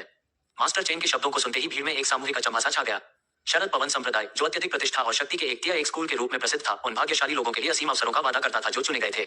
इस प्रतियोगिता के विजेता के रूप में आप शरद पवन संप्रदाय के रैंकों में एक प्रमुख व्यक्ति बनने के लिए किस्मत में होंगे, मास्टर चेन ने घोषणा की। उनकी आवाज दृढ़ विश्वास से गूंज रही थी। आपका नाम दूर दूर तक जाना जाएगा, और संप्रदाय के बुजुर्गों के मार्गदर्शन में आपकी प्रतिभा को पूरी क्षमता तक निखारा जाएगा। ये जीवन में एक बार मिलने वाला अवसर है, जो आपको विशेष व्यक्ति बना देगा। उनके शब्दों पर अखाड़े में जयकारे और तालियों की गड़गड़ाहट गूंज उठी। शिष्य उत्साह में चिल्लाने लगे और अपने जादुई हथियारों से हवा में आतिशबाजी करने लगे। जैसे जैसे प्रत्याशा अपने चरम पर पहुंची, वातावरण ऊर्जा से भर गया। उत्साह को शांत होने देने के बाद मास्टर चेन ने चुपचाप अपना हाथ उठाया। उनकी निगाहें गर्व और दृढ़ संकल्प के साथ भीड़ पर घूम रही थीं। और इसलिए मेरे सम्मानित शिष्यों, आइए हम साहस और दृढ़ संकल्प के साथ इस प्रतियोगिता में भाग लें, उन्होंने घोषणा की। आप में से सर्वश्रेष्ठ जीत का दावा करने के लिए आगे आएं और उस अवसर का लाभ उठाएं जो आपका इंतजार कर रहा है। मुकाबला शुरू हो। जैसे ही मास्टर चेन आकाश से उतरे, एल्डेचा मंच पर आए और युद्ध मिलान प्रतियोगिता के बारे में बोलना शुरू किया। डिफेंडिंग चैंपियन के रूप में मिया स्नो केवल अंतिम विजेता के साथ ही लड़ेगी। आप में से शेष 32 लोग अपने पालतू जानवरों के साथ तैयार हो जाए। जल्द ही सीरियल नंबर वाले 32 झंडे आसमान में दिखाई देंगे। आपके द्वारा पकड़े गए झंडों की संख्या के आधार पर प्रतियोगिता के पहले दौर में आपके प्रतिद्वंद्वी को मैप किया जाएगा। जो व्यक्ति स्वर्ण ध्वज को पकड़ेगा उसे पहले दौर में अपना प्रतिद्वंद्वी चुनने का अवसर मिलेगा। इस कार्य पर गंभीरता से विचार करें, क्योंकि माध्यमिक मैगस टूर्नामेंट के पिछले 13 विजेता स्वर्ण ध्वज को पकड़ने वाले थे। शुभकामनाएं दोस्तों। जैसे ही एल्डेचा ने अपना भाषण समाप्त किया, सभी लोग अपने पालतू जानवरों पर चढ़ने लगे। कैंट ने भी ऐसा ही किया। जैसे ही एल्डेचा ने अपनी छड़ी हवा में उठाई, आकाश में एक संख्या प्रदर्शित हुई, 10, 9.8। मिया स्नो को छोड़कर हर कोई उड़ान भरने के पल का बेसब्री से इंतजार कर रहा है। कैंट आगे झुका और किरण के कान में कुछ फुसफुसाया। तैयार रहो, अगर हम सुनहरे झंडे पर कब्जा कर लेते हैं तो मैं तुम्हें हर दिन स्वादिष्ट भोजन खिलाऊंगा। कैंट ने प्रत्याशित मुस्कान के साथ किरण की गर्दन को सहलाया। अगले ही क्षण अग्नि किरण से आग की लपटें फूट पड़ी, जैसे कि धधकते सूरज की लपटें कैप्टन मार्वल को उड़ते हुए कल्पना करें। अरे, पिछले उपविजेता अरुल, जो मिया के पास खड़ा था, गुस्से से चिल्लाया, क्योंकि उसका पालतू लाल अजगर कैंट के पालतू जानवर की आग को देखकर डर से कांप रहा था। सॉरी, कैंट ने मुस्कुराते हुए अजीब तरीके से जवाब दिया, लेकिन उसने अपने पालतू जानवर को आग उगलने से नहीं रोका। अरुल ने गुस्से में गाली दी और साहस दिखाने के लिए अपने लाल अजगर को थपथपाया। अगर मैं तुम्हारी वजह से यह प्रतियोगिता हार गया तो मैं तुम्हारी टांगें तोड़ दूंगा, अरुल ने कैंट की तरफ गुस्से से चिल्लाते हुए धमकी भरे अंदाज में कहा। कैंट ने बस सहजता से मुस्कुराया, उसकी धमकी को पूरी तरह से अनदेखा कर दिया। बीच में खड़ी मिया ने अपना सिर अरुल की ओर घुमाया। लोगों को धमकाना बंद करो, तुम्हारा फिर से उपविजेता बनना तय है। नोट, यह पावर स्टोन्स लक्ष्य तक पहुंचने के लिए बोनस अध्याय है। अंडरस्को, अरे लूना, तुमने युवा मालिक अरुल के पालतू जानवर के बारे में बहुत डींगे हाँकी। अब क्या तुम देखती हो कि क्या हो रहा है? मोजिन ने अरुल के लाल अजगर की ओर अपनी उंगली दिखाते हुए लूना को ताना मारा। बहन मो, अरुल का लाल अजगर अपने मालिक के पीछे छिपा हुआ है। तुरंत ही एक और लड़की लूना को चिढ़ाने के लिए झगड़े में शामिल हो गई, जो चीयरलीडिंग समूह में बहुत गर्व महसूस करती थी। लूना उनके उपहास का खंडन करने में असफल रही, क्योंकि जब उसने कैंट को चमकदार अग्नि किरण के पास खड़ा देखा तो वह अपनी विवेक शक्ति खो बैठी। जब वह तीसरी क्लास में पढ़ती थी तो वह अपनी सभी लड़कियों के साथ कैंट का मजाक उड़ाती थी, लेकिन उसने कभी सपने में भी नहीं सोचा था कि कैंट सबके सामने एक खूबसूरत पालतू जानवर के साथ इस तरह आएगा। जैसे ही मोजेन और अन्य लड़कियां लूना के साथ मजाक करने लगी, एक लड़का पीछे से लूना के समर्थन में चिल्लाया, अरे, वह आदमी तो सिर्फ छठी कक्षा का जादूगर है। लूना का मजाक उड़ाना बंद करो, सिर्फ इसलिए कि उसके पास एक अच्छा पालतू जानवर है। कौन जानता है, उस कैंट वाले ने जरूर किसी शुगर मम्मी से इस पालतू जानवर को एक दिन के लिए इस्तेमाल करने की भीख मांगी होगी। लूना का साथी पॉल रोमियो, जिसने अपना नाम पॉल सीमेन से बदल लिया था, पीछे से चिल्लाया। लूना ने तुरंत पॉल के साथ एक आभार भरी मुस्कान का आदान प्रदान किया, क्योंकि उसे अंततः अन्य लड़कियों का खंडन करने का समर्थन मिल गया था। हाँ, कैंट निश्चित रूप से एक कंगाल है। वह जानबूझकर दिखावा करने के लिए आखिरी समय पर आया था। छठी कक्षा का एक मैगस युवा मास्टर अरुल के बराबर कैसे हो सकता है? लूना ने गर्व से भरे हुए स्वर में कहा। चीयरलीडिंग करने वाली लड़कियों ने चुप्पी साध ली, क्योंकि वे पॉल के खिलाफ नहीं जाना चाहती थी, जो एक अमीर परिवार से है। वह अक्सर अपनी छवि बनाए रखने के लिए अपने सहपाठियों और वरिष्ठों के लिए बहुत ज्यादा खर्च करता है। उन सभी ने लूना को चीयरलीडिंग समूह में स्वीकार कर लिया, क्योंकि पॉल ने पहले ही उन्हें शानदार भोजन कराया था। जब लूना लड़कियों को व्याख्यान दे रही थी तो आकाश में उल्टी गिनती शून्य पर पहुंच गई और एक जोरदार धमाके के साथ कई झंडे आकाश में अनियमित दिशाओं में फहराए गए। कैंट ने फायर किरण को कसकर पकड़ लिया, क्योंकि उसे अपने पालतू जानवर के अंदर उग्र आत्मा का एहसास हुआ। गोल्डन फ्लैग को पकड़ने के लिए फायर किरण कैंट से ज्यादा गंभीर हो गया। अग्नि किरण के चारों ओर धधकती लपटों की तीव्रता उच्च स्तर तक बढ़ गई, और यहाँ तक कि मिया स्नो भी अपने सफेद मोर को बचाने के लिए कैंट से दूर चली गई। जैसे ही स्वर्ण ध्वज फहराया गया, अग्नि किरण ने अपने अगले पैरों को हवा में उठाया और बैंगनी लपटों के साथ दहाड़ने लगा। काली आग तुरंत एक ज्वलंत लकीर के साथ गुलाबी रंग में चमक उठी। नहीं, अरुल, जो अपने लाल अजगर पर हवा में उछला था, अचानक नीचे गिर गया, क्योंकि फायर किरण की तेज चीख के कारण उसके पालतू अजगर ने अपना संतुलन खो दिया था। कमीने, मैं तुम्हें मार डालूंगा, अरुल चिल्लाया, धीरे से जमीन पर उतरने की कोशिश कर रहा था। न केवल अरुल का लाल अजगर, बल्कि कई अन्य पालतू जानवर भी चमकदार आग और दिल दहला देने वाली दहाड़ से डरकर जमीन पर गिर पड़े। सॉरी, कैंट ने उस लड़की से माफी मांगने की कोशिश की, जो उसके बगल में अपने गंजे ईगल से गिर गई थी। लेकिन जैसे ही फायर किरण अंतरिक्ष रॉकेट की तरह आसमान में उछला, उसकी आवाज हवा में उलझ गई। मास्टर चेन, क्या वह किरण एक विकसित जानवर है? एल्डेचा, जो मुझे मंच पर खड़े थे, ने अचंभित दृष्टि से पूछा। मास्टर चेन ने कुछ देर सोचने के बाद जवाब दिया, नहीं, फायर किरण अभी भी युवा है। मैंने एक बार कुलपति की विकसित छलांग देखी है। इस फायर किरण में कोई विकसित जानवर जैसी विशेषताएं नहीं है। शिष्यों के बीच कई तरह की चर्चाएं हुई, क्योंकि उन्होंने आकाश में अग्नि किरण को रिकॉर्ड किया था। लेकिन फिर भी उनमें से कई कैंट की पहचान के बारे में भ्रमित थे। लेकिन सभी में से थिया को पूरा यकीन है कि वह कैंट है। लेकिन वह एक मूर्ति की तरह खड़ी रही, ये सोचते हुए कि कैंट जैसा एक गरीब 3 क्लास जादूगर एक चमकदार जंगली रैंकिंग फायर किरण पर कैसे सवार है। इस समय आसमान में मोटे राजा का काला बैल सोने के झंडे के पीछे दौड़ रहा है। वह काला बैल अपने रास्ते में आने की हिम्मत करने वाले अन्य विरोधियों पर सीधे आग के गोले दाग रहा है। मुकाबला मिलान नियमों के अनुसार पालतू जानवर दूसरे पालतू जानवरों पर हमला कर सकते हैं, लेकिन शिष्यों को एक दूसरे पर हमला नहीं करना चाहिए और उन्हें अपने पालतू जानवरों को विरोधियों पर हमला करने से भी रोकना चाहिए। इसलिए जब मोटे राजा के काले बैल ने आग के गोले दागे तो किसी ने कोई शिकायत नहीं की। जल्द ही कैंट का फायर किरण भी दौड़ में शामिल हो गया, क्योंकि वह सुनहरे झंडे के करीब पहुंच गया था। धधकती आग के अलावा मोटे राजा ने उस पालतू जानवर को भी नहीं देखा जिस पर कैंट उड़ रहा था। जोरदार गर्जना के साथ मोटे राजा ने अपने बैल को कैंट पर आग का गोला दागने का आदेश दिया। कैंट, जो सुनहरे झंडे से मात्र कुछ इंच की दूरी पर था, वहीं रुक गया और अपना चेहरा आते हुए आग के गोले की ओर घुमा लिया। इससे पहले कि वह कोई प्रतिक्रिया करता, अग्नि किरण ने अपना मुंह खोलकर आग के गोले को पूरा निगल लिया। क्या? मोटा राजा आश्चर्य से आंखें खोलकर चिल्लाया। उसका पालतू काला बैल भी एक पल के लिए रुक गया, ये देखने के लिए कि उसके आग के गोले का क्या हुआ।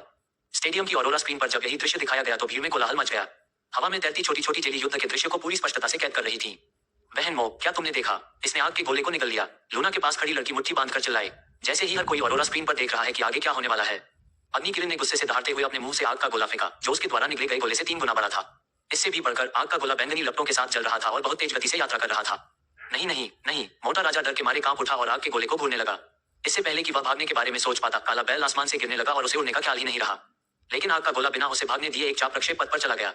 मोटा राजा सीधे बैल से दूर कूद गया, इस तथ्य को अनदेखा करते हुए कि वह आसमान में ऊंची उड़ान भर रहा था। शुक्र है मास्टर चेन उसे बचाने के लिए आ गए। शट अप, वह बहुत भारी है। मास्टर चेन ने नीचे उतरने के लिए और अधिक आभा का उपयोग करते हुए बड़बड़ाया।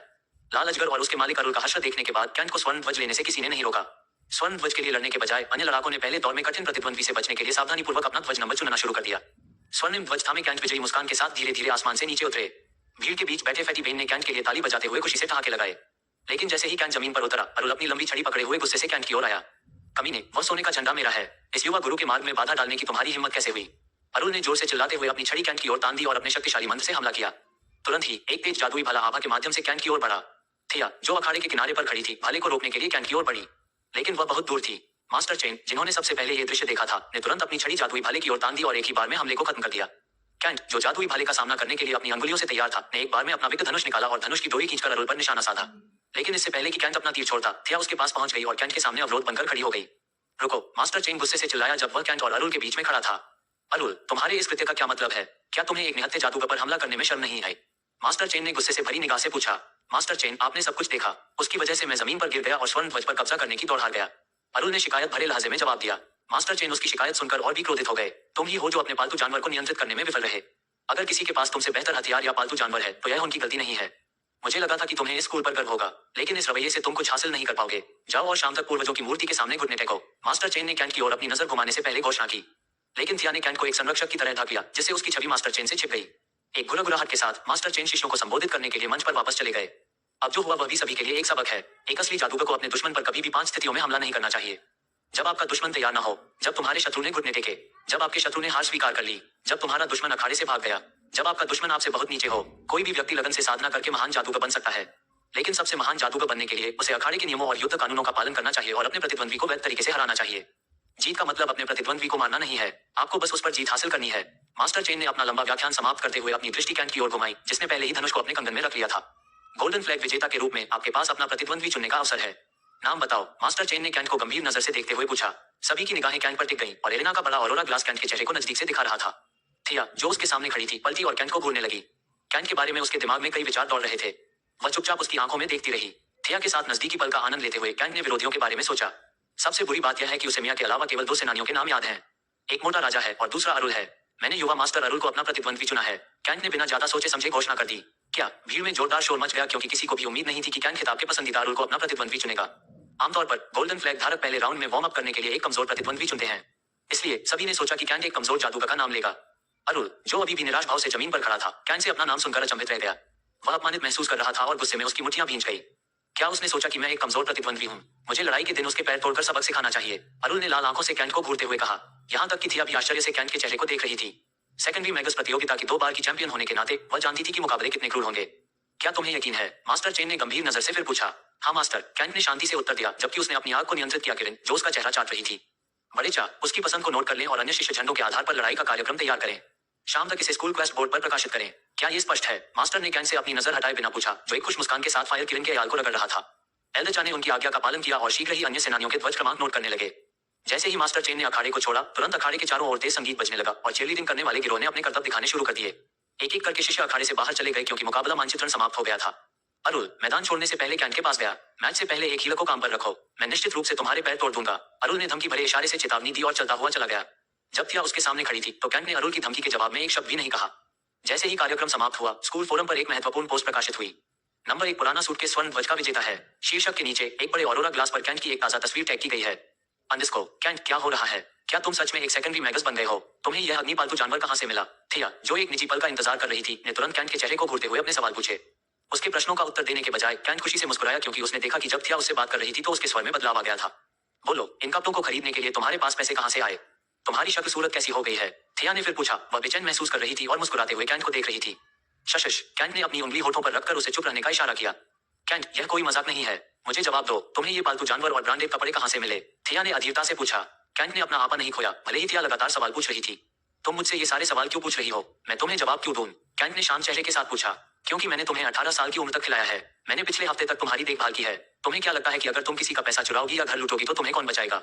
थिया ने गुस्से में पूछा, जबकि उसने ऊंचे मंच पर आसपास के लड़ाकों से अनावश्यक ध्यान हटाने के लिए अपनी आवाज को नियंत्रित किया। तुम्हें इस बारे में चिंता करने की जरूरत नहीं है। मैंने दूसरों को नहीं लूटा। इसके अलावा क्या अब तुम्हें मेरी परवाह है? अगर जवाब हाँ है तो मुझे सबके सामने पति कहो, नहीं तो मुझे परेशान करना बंद करो। जब तुमने मुझे बाहर निकाला तो तुमने मुझ पर अपना सारा अधिकार खो दिया, कैंट ने गंभीर स्वर में कहा और थिया की फड़फड़ाती आंखों में देखा। थिया चुप हो गई क्योंकि वह उसके सवाल का जवाब नहीं दे पाए। 2 मिनट की गहरी चुप्पी के बाद कैंट अपनी फायर किरण पर सवार होकर जाने के लिए निकल पड़ा। कैंट, प्रतियोगिता से हट जाओ। तुम अरुल के मुकाबले में नहीं हो। उसने एक रैंक के युद्ध मंत्रों का अभ्यास किया है। कम से कम एक बार मेरी बात तो सुनो, थिया ने चिंता के साथ कहा। वह कैंट को अखाड़े में अपमान से बचाने की कोशिश कर रही थी। मेरी चिंता मत करो, मुझे अपनी सीमाएं पता हैं। तुम्हारा पति अब पहले जैसा कमजोर आदमी नहीं रहा। कैंट ने गंभीर भाव से उत्तर दिया और जमीन से उड़ गया। थिया मैदान के बीच में एक मूर्ति की तरह खड़ी थी, आसमान में फायर किरण को घूर रही थी। जब कैंट ने आखिरी वाक्य बोला तो उसे एक अलग एहसास हुआ। जैसे ही कैंट चला गया, अखाड़े का बैरियर खुल गया और शिष्य अपने पसंदीदा सेनानियों से मिलने के लिए दौड़ पड़े। उनमें से ज्यादातर मियां स्नो की ओर भागे, जो ऊंचे मंच पर खड़ी थी। बड़ी बहन थिया, वह नया युवा मास्टर कहाँ गया? क्या आप उसका नाम जानती हैं? कैंट को बधाई देने आई बड़ी बहन मो ने थिया से पूछा, क्योंकि कैंट पहले ही जा चुका था। मोजेन के साथ कई अन्य युवतियां कैंट की पहचान जानने के लिए आई थीं। वह कैंट है जो 3वीं कक्षा में पढ़ता था। क्या तुम लोग उसे पहले से नहीं जानते? थिया ने उलझन भरी नजर से पूछा। क्या अब तुम्हें मुझ पर विश्वास है? लूना ने भीड़ में से ऊंची आवाज में चिल्लाकर कहा। अंडिस्को, कैंट अखाड़े से निकलने के बाद घर नहीं गया। वह स्कूल के प्रशिक्षण मैदान में पहुंचा और शाम तक के लिए एक आभा कक्ष आरक्षित किया। 50 कांस्य सिक्के चुकाने के बाद कैंट ने चाबी का पत्थर उठाया और कमरा नंबर 13 में प्रवेश किया। बढ़ी हुई अवधि के कारण उसने पिछली बार 15 के विपरीत 50 सिक्के चुकाए। प्रतियोगिता सिर्फ 5 दिन दूर है और 99 तीरों का अभ्यास करना एक असंभव काम है। बेहतर होगा कि मैं कुछ अच्छे जादू के तीर चुनूं और उनका अभ्यास पूर्णता तक करूं। कैंट ने आर्केन टॉम के 99 तीरों को खोलते हुए बुदबुदाया। एक गहरी सांस लेते हुए उसने सबसे पहले सभी तीरों के नाम और विवरण पढ़ना शुरू किया। साथ ही उसने एक लंबा पंख और कपड़े का नोट उठाया और आने वाली प्रतियोगिता के लिए कुछ शक्तिशाली और कम समय लेने वाले जादू के तीरों के नाम लिखे। काम करते हुए ऐसा लगता था कि घंटे फिसल रहे हैं। समय बीतने का एहसास उसके एकमात्र ध्यान में नहीं है। आभा कक्ष की कोमल चमक उसे एक कोकून की तरह घेरे हुए थी, जो उसे बाहरी दुनिया से बचा रही थी, जबकि वह अपनी पढ़ाई में गहराई से डूबा हुआ था। अंडिस्को, लंबा दुबला पतला युवक एक झुकी हुई कुर्सी पर भव्य हवेली के सामने बैठा था। वह बेपरवाही से पेश आ रहा था, अपने रंगीन हाथ के पंखे से आराम से खुद को हवा कर रहा था। वह रेड फॉक्स है, जो सिल्वर लीफ सिटी के सट्टेबाज गिरोह का एक कुख्यात व्यक्ति है, जो अपने चालाक विचारों के लिए जाना जाता है। पूरी तरह से काले कपड़े पहने एक मोटा युवक चिंतित चेहरे के साथ लाल लोमड़ी के पास पहुंचते ही भारी सांस लेने लगा। बॉस फॉक्स, कैंट क्लार्क नाम के लड़के ने मुकाबला मैचिंग में गोल्डन फ्लैग जीता है। उसने प्रतियोगिता के पहले दौर में युवा मास्टर अरुल को अपना प्रतिद्वंद्वी चुना था। ब्लैकी ने सांस फूलते हुए कहा। रेड फॉक्स ने अपनी भौं उठाई। जानकारी को समझते हुए उसका हाव भाव समझ में नहीं आ रहा था। इससे पहले कि वह जवाब दे पाता, एकदम सफेद कपड़े पहने एक और व्यक्ति हवेली की ओर दौड़ता हुआ आया। उसकी सांसें तेज दौड़ने की वजह से फूल रही थी। भाई रेड फॉक्स, मोटा बेन स्प्रिंग रेन क्लब में जश्न मना रहा है। वह पागलों की तरह कैंट का नाम चिल्ला रहा है। रेड फॉक्स ने आलस से जम्हाई ली, क्योंकि उसे नहीं लगा कि यह खबर कोई बड़ी समस्या है। उसके होठों पर एक धूर्त मुस्कान आ गई और उसने अपने हाथ की एक आलस भरी झटक से उनकी जरूरी खबर को टाल दिया। तुम दोनों बेकार की चिंता करना बंद करो और मेरे लिए कुछ शराब लाओ, रेड फॉक्स ने नींद भरी आवाज में कहा। ब्लैकी ने विरोध करने के लिए अपना मुंह खोला, लेकिन रेड फॉक्स ने उसे आज्ञाकारी इशारे से चुप करा दिया। मुझे पहले से ही पता है कि क्या हुआ था। तुम लोग कैंट के बारे में चिंता करना बंद करो। वह सिर्फ 6ठी क्लास का मैगस है। युवा मास्टर अरुल के खिलाफ प्रतिस्पर्धा करना कैंट के लिए मौत की सजा के अलावा कुछ नहीं है। रेड फॉक्स की आंखों में खुशी की चमक नाच रही थी जब वह अपनी कुर्सी पर पीछे की ओर झुका और नए जोश के साथ खुद को पंखा चलने लगा। तो चिंता करना बंद करो और अपना सारा बचा हुआ पैसा इकट्ठा करो। हम इस प्रतियोगिता में फैटी बेन की सारी दौलत खत्म कर देंगे। अपने वफादार साथियों ब्लैकी और वाइटी की ओर मुड़ते हुए रेड फॉक्स की मुस्कुराहट में शरारत की झलक दिखी। बॉस, हम दोनों ने प्रतियोगिता के लिए पहले ही 50 स्वर्ण पदक जमा कर लिए हैं। ये काफी नहीं है। रेड फॉक्स सीधा बैठा रहा और ब्लैकी को गंभीर नजर से देखता रहा। इस बार हमारे पास मोटे बेन को कुचलने का सुनहरा मौका है, इसलिए 50 गोल्ड पर्याप्त नहीं होंगे। रेड फॉक्स ने अपना पंखा एक तरफ रखते हुए कहा। बॉस, आपका क्या मतलब है? 50 सोना बहुत है। साथ ही आपके 50 सोने को मिलाकर हमारे पास कुल 100 सोना होगा। किसी भी एक सिल्वर लीफ शहर के लिए यह एक बड़ी रकम है। ब्लैकी ने आश्चर्यचकित स्वर में कहा।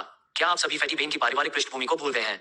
100 स्वर्ण उसे दिवालिया बनाने के लिए पर्याप्त नहीं होंगे और हमारे पास यही एकमात्र मौका है, क्योंकि कैंट निश्चित रूप से पहली लड़ाई में हार जाएगा।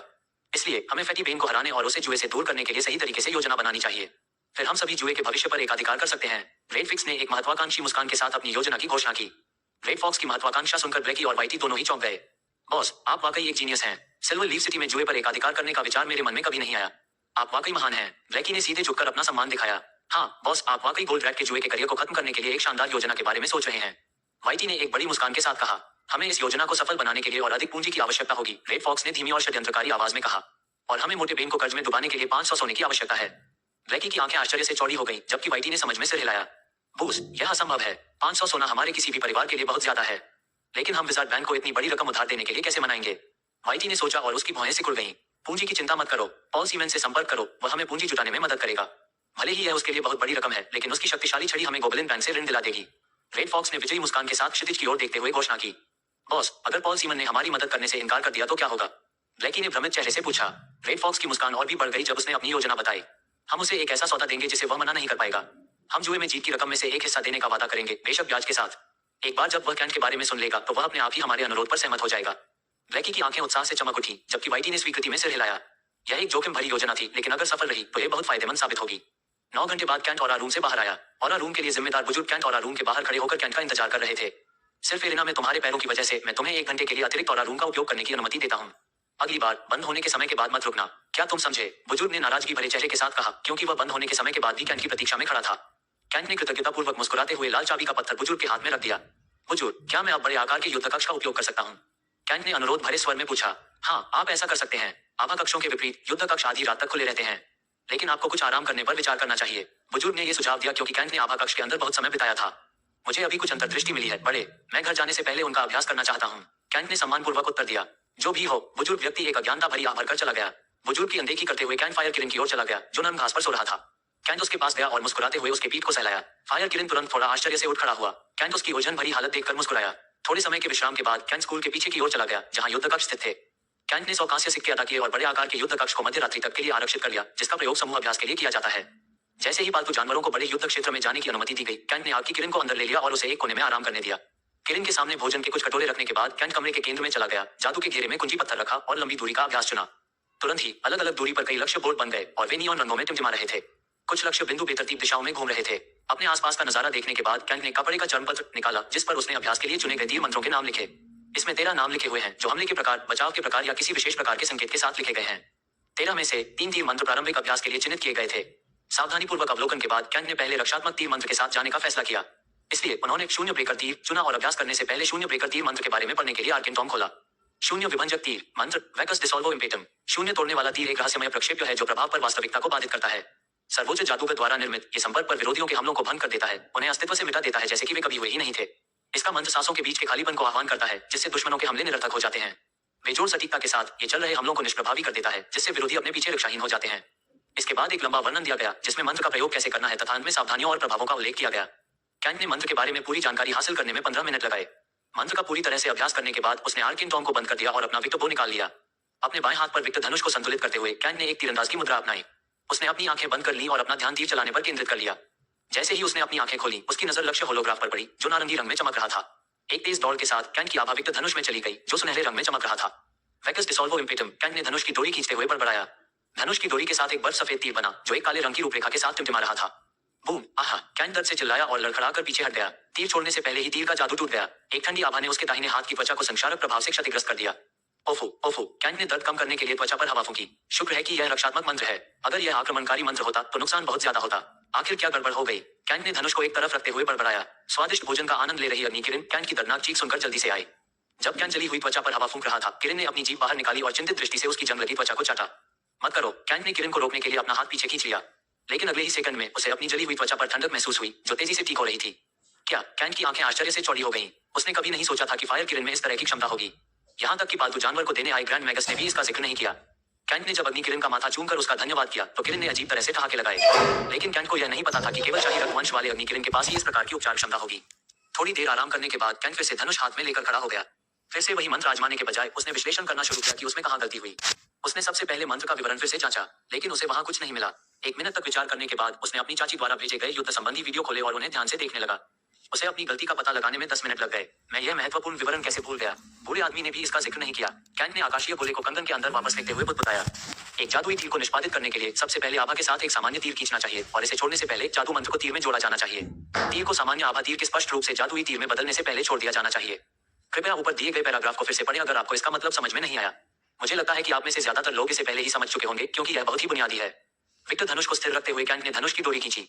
जैसे ही उसने आभा प्रदान की, धनुष की डोरी से लक्ष्य बिंदु तक एक सामान्य चमकता हुआ आभा वाला तीर बन गया। वैकस डिसॉल्वो इम्पेटम। इस बार वह आत्मविश्वास से भरे स्वर में जोर से चिल्लाया। जल्द ही आभा की एक और परत तीर को घेरने लगी और तीर सफेद चमकदार रंग में बदलने लगा। इससे पहले कि यह पूरी तरह से बदल जाए, कैंट ने इसे चमकीले नारंगी रंग के लक्ष्य चिन्ह की ओर निशाना बनाया। वूश! शून्य भंजक तीर कमान से छूटकर चमकते हुए लक्ष्य बोर्ड पर जा लगा। लक्ष्य बोर्ड और तीर बिना कोई आवाज किए ऐसे ही गायब हो गए। ये सब कुछ अचानक हुआ, कैंट की पलक झपकने से पहले ही। जैसे ही उसने लक्ष्य बोर्ड पर नजर डाली, जहां तीर लगा था, लक्ष्य बोर्ड की जगह एक नंबर दिखाई दिया। 13। ये संख्या हमले की प्रभावशीलता और इस्तेमाल किए गए हमले की महारत को दर्शाती है। यह 1% की तरह है और एक सही हमला 100 होगा, जिसे हासिल करना असंभव है। धनुष को कसकर पकड़ते हुए कैंट ने एक के बाद एक शून्य भेदक तीर छोड़ना शुरू कर दिया। प्रत्येक हमले में अलग अलग लक्ष्य बोर्डों पर निशाना साधा, लेकिन उसकी दक्षता अभी भी 10-18 के आसपास ही अटकी हुई थी। 100 से अधिक बाण छोड़ने के बाद उनकी दक्षता अधिकतम 25 तक पहुंच गई। मैं क्या गलत कर रहा हूँ? कैंट ने बुदबुदाते हुए अपने लक्ष्य को कठोर लक्ष्य बोर्ड से बदलकर गतिशील लक्ष्य बोर्ड में बदल दिया। 9। सबसे कम संख्या तब प्रदर्शित होती है जब उसका तीर चलते हुए लक्ष्य पर लगता है। कैंट ने गुस्से से आंख भरी और अपना रुख ठीक करना शुरू कर दिया। अगर कोई नौसिखिए आत्मग्लास इसे देखेगा तो वह कैंट से अपनी चाल सिखाने की भीख मांगेगा। कम नंबरों की चिंता में कैंट ये भूल गया कि उसका हर तीर निशाने पर लगा और यहाँ तक कि हिलते हुए लक्ष्य भी उसके निशाने में कोई दिक्कत नहीं पैदा कर रहे थे। कैंट के अभ्यास को 1 घंटा बीत चुका था। उसके हाथ में थोड़ा दर्द होने लगा। जल्द ही उसने अपना अभ्यास रोक दिया और बूढ़े आदमी का वीडियो खोला जिसने मंत्र प्रवीणता को बेहतर बनाने के बारे में एक लंबा व्याख्यान दिया था। अगले 2 घंटों तक कैंट ने व्याख्यान में खुद को पूरी तरह से डुबोए रखा तथा अपनी वर्तनी दक्षता बढ़ाने के लिए मुख्य बिंदुओं को नोट करता रहा। किसी भी अन्य कौशल की तरह तीर मंत्र में दक्षता बढ़ाने के लिए समर्पण और बहुमुखी दृष्टिकोण की आवश्यकता होती है। व्याख्यान में बूढ़े व्यक्ति ने मंत्र दक्षता में सुधार करने के लिए ऑप्टोसेंटर या 8 तरीके का उल्लेख किया।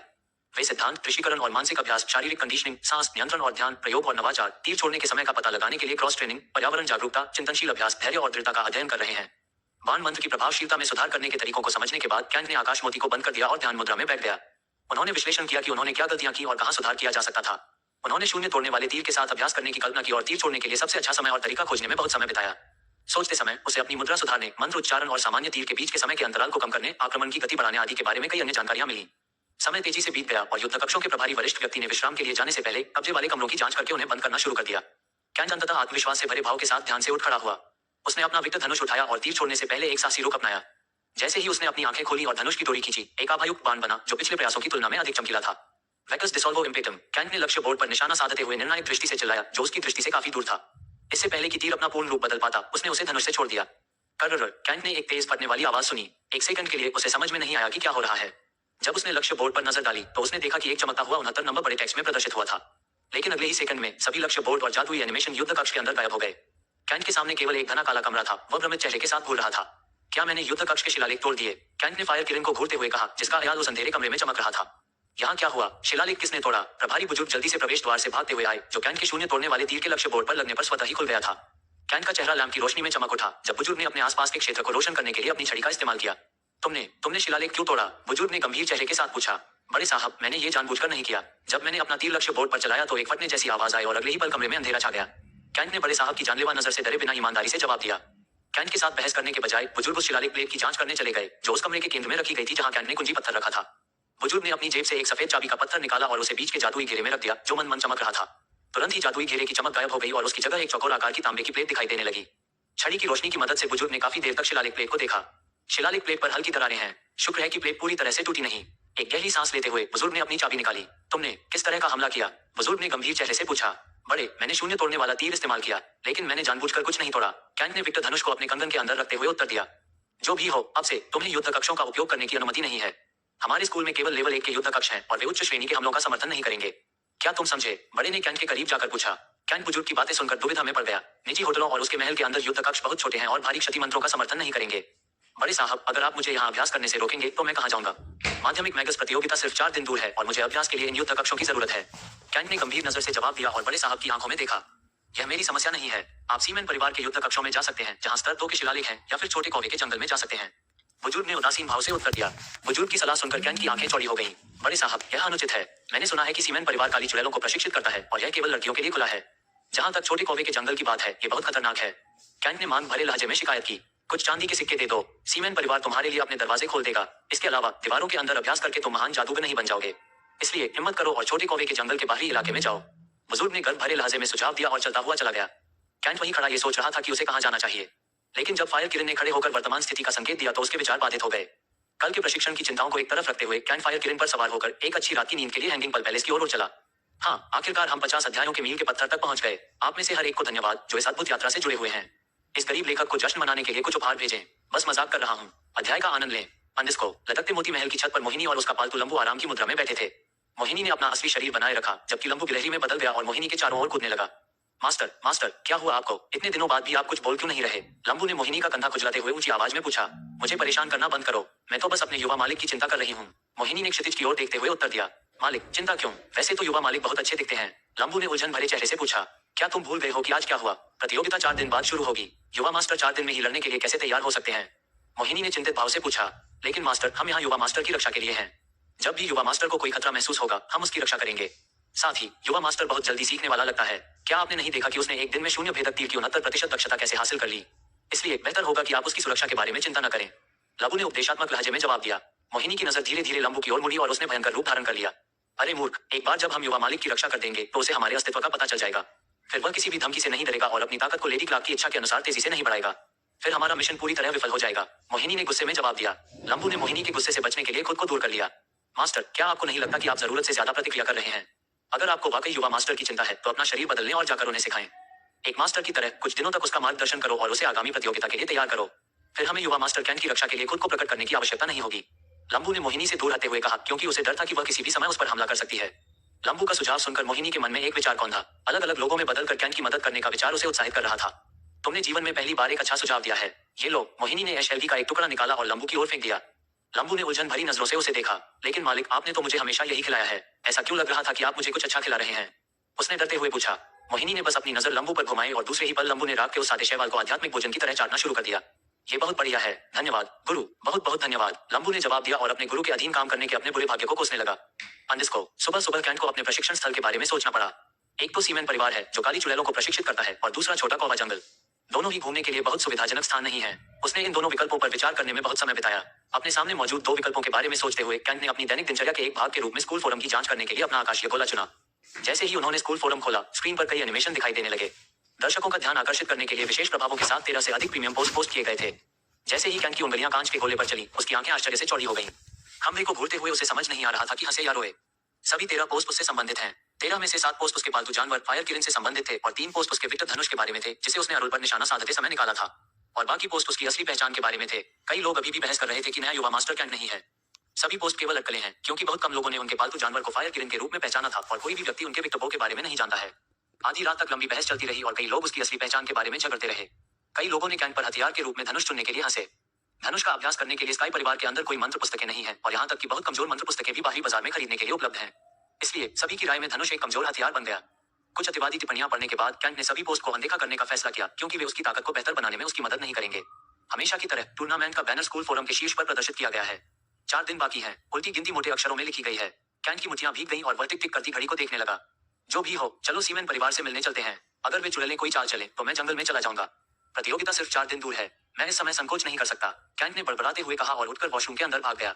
फायर किरण ने वॉशरूम का दरवाजा बंद होने की तेज आवाज सुनकर अपनी आंखें खोली, लेकिन फिर आलस में अपनी आंखें बंद कर ली। अंडिस्को। ठीक 10 बजे कैंट नाइटविच स्ट्रीट में एक बड़ी इमारत के सामने खड़ा था।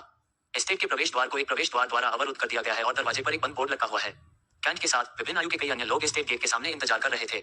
स्वर्गीय वीर परिवार नाम को मोटे अक्षरों में गेट के वक्रता के साथ लिखा गया है तथा एक लंबी छड़ी पकड़े हुए एक युवा चुड़ैल का प्रतीक शीर्षक के केंद्र में चमकीले रंगों में दर्शाया गया है। अचानक बड़े प्रवेश द्वार के बगल में एक छोटा सा दरवाजा खुला और एक युवक अपनी पालतू मधुमक्खी के साथ टहलता हुआ बाहर आया। कैंट ने उसके घुंघराले सुनहरे भूरे बालों को देखकर तुरंत उसे पहचान लिया। वह पॉल सेमेन है। माफ करना, पॉल रोमियो, वह व्यक्ति जिसने कैंट की पुरानी खून से लथपथ तस्वीर स्कूल फोरम में पोस्ट की थी और जो लूना का प्रेमी है। चूंकि सीमेन परिवार केवल महिला काली चुड़ैलों को प्रशिक्षित करता है, इसलिए पॉल ने अपने जादू के अध्ययन को जारी रखने के लिए स्काई परिवार को चुना। पॉल की नजर भी कैंट पर टिकी हुई है और वह कैंट को अनदेखा करने के बजाय धीरे धीरे उसकी ओर बढ़ रहा है। कैंट से मिलने से पहले एक काले कपड़े पहने आदमी ने जल्दी से पॉल की तरफ कदम बढ़ाया, लेकिन काले कपड़े पहने आदमी को नजरअंदाज करते हुए पॉल कैंट के पास पहुंचता रहा। अगले अध्याय में डार्क चुड़ैलों के